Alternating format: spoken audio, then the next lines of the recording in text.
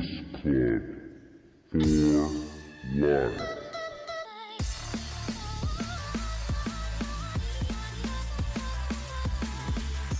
What it do, Yugi tubers? It's your boy Percy representing the Duelist Club, and I am here with my 2018 Metal Magician deck profile. It's my Dark Magician and Metalfoes put together. And honestly, I'm really thinking about taking this deck to regionals because I have not been defeated with it yet. I am for this entire month since I've been playing this deck. I have topped my locals. So playing this deck at regionals is really up there for me right now. But my crew is talking about go demise because I'm running two different engines. So it's all confusing right now. But yeah. So with further ado, let's go ahead and get to the deck profile. So obviously we got to run the Metalfoes. We run 2 Brawl Flames, 3 Stillins, 3 Silvers, 3 Gold Drivers, point blank. Then 3 Dark Magicians, 3 Magician's Ride. He's the searcher for all your Dark Magician spell and trap cards, like your Navigations, Eternal Souls, and Circle and stuff like that. Run 2 Magician of Dark Illusion. I love this guy because he has the ability when you activate a spell trap card on your opponent's turn, you can special summon him to the field, and then he can, if you activate a spell trap card while he's on the field, he can recover a Dark Magician from the graveyard. So yeah. Then I run 2 Apprentice Illusions. I have a Dark Magician girl as a proxy for Apprentice right now until I get another one tomorrow or whatnot.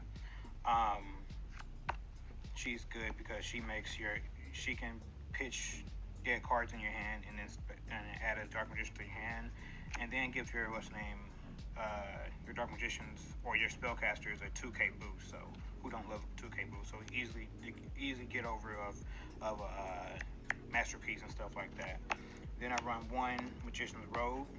At one point I did not like this guy at all. I just found him useless, but after the new support with Navigation and Circle, when they came out and whatever, he became clutch. He really became clutch because you can summon him off Navigation and whatever, and on the same turn pitch a spell trap card in your hand, and then special summon a Dark Magician and activate Circle's effect and get the banishment off. So it's too good. So yeah, that's it for the monster lineup. For the spells, you got to run the heart of the deck, 3 circles. It gets you the banishment and give you a initial +1. 2 Ayatamiyas. Honestly, you run this card at either 2 or none. You just run it at 2 or none, honestly. For my 1-ofs, Dark Magic Inheritance, Illusion Magic, Dark Magic Attack, and Metalfoes Fusion. This card, I love this card because when it hits the graveyard, you can recycle it and give you a +1. So and this deck really needs more draw power to it, so it's pretty good. And then I run 2 Painful Decisions with this card.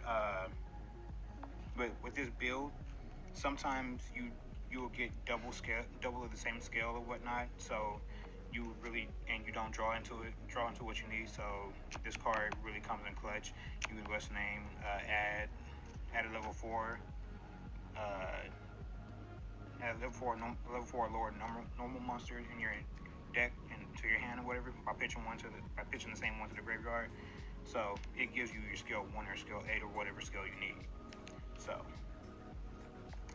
that's it for the spell lineups. For the traps, got to run the soul of the deck, 3 Eternal Souls. It searches for your Dark Magic Attack and special summons your Dark Magician and protects them. 3 Navigations. Special summons your Dark Magician from hand and a spellcaster from the deck and in graveyard. has a banish effect. You can has a negative effect in the graveyard by banishing it. And then for the Metalfoes cards, Metalfoes counter and Metalfoes combination. So anytime anything on your field gets destroyed, Metalfoe counter activates, and you can special summon a Metalfoe from your deck, and then it has the graveyard effect. You can banish it and add a Metalfoe face up from your extra deck to your hand. And then Metalfoes combination, I think it's, what is it? Yeah, it's this card comes from, yes, this card comes from the field to the graveyard. Then you can add a Metalfoe card from your deck to your hand. So yeah, that's it for my main deck. My extra deck run 1 DMDK. Love it when I have my skill set, my circle, and my eternal souls on the field, because it's just a lot. My opponents can't never do anything. So this guy is pretty fucking good. He protects all your spell and trap cards, while Eternal Souls protects your Dark Magicians, and he's considered a Dark Magician once on the field and in graveyard. For Metalfoes monsters, full Metalfoes Alcahest, I find myself going to this guy the most because he's a snatch steal, pretty much.